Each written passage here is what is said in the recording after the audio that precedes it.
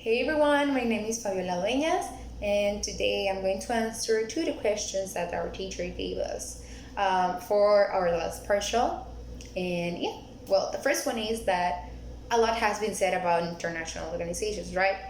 And in my opinion, it is a good idea to keep them, or should some of them be eliminated?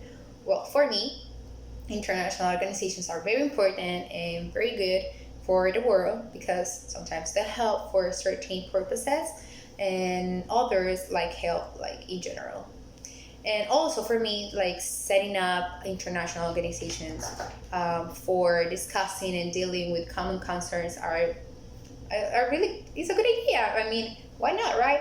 And international organizations is like are like they're like setting different mediating political problems, or they are setting like the international agenda, because sometimes they are like involved in many situations. Also, they are providing like a political initiatives for the world, for us for to be better.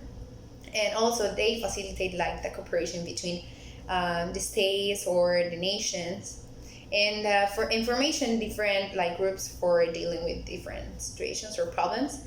um, well, as we know, the United Nations is like the most important, like United Nations regulates everyone or everything. They are like involved in everything. But yeah, sometimes like an unsupervised kindergarten class, um, international organizations and many other organizations have gotten like out of track. And for me, that's a problem. I mean, we have to solve that to be or to bring like better plans for each country. Well, undisciplined, uncountable, and unconstrained international organizations threaten popular sovereignty, and states exist, to serve people, not the other way around. I mean, they're not serving for the nation or the government. They're serving the people. And if the states if states are accountable to international organizations, not their citizens, then basic human rights are being like irreparably um, compromised. But fortunately, we have like a new administration that is willing to push back against corruption or ideas of nonsense, and is it's coming a good time for our world or for our countries.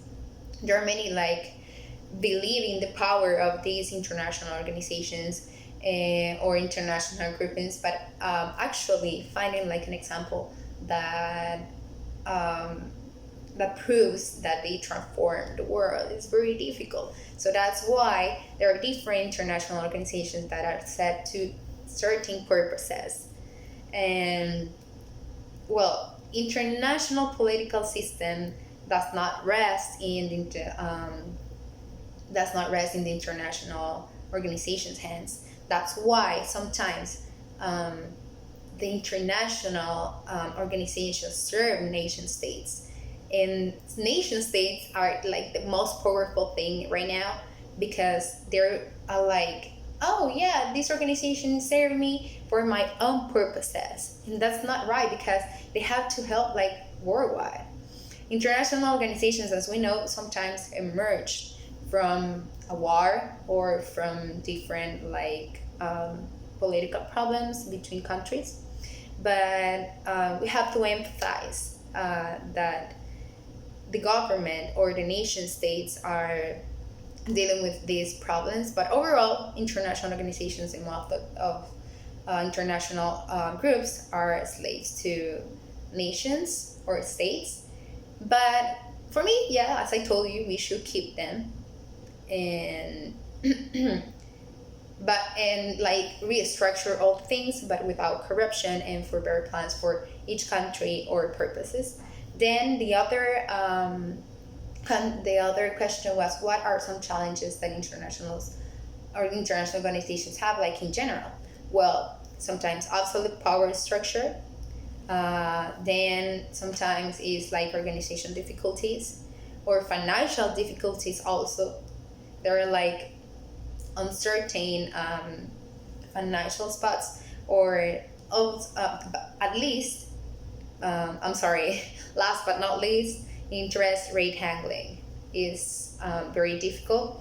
So, yeah, I think we should keep them, but without corruption, and reorganize them. That's it, and thank you.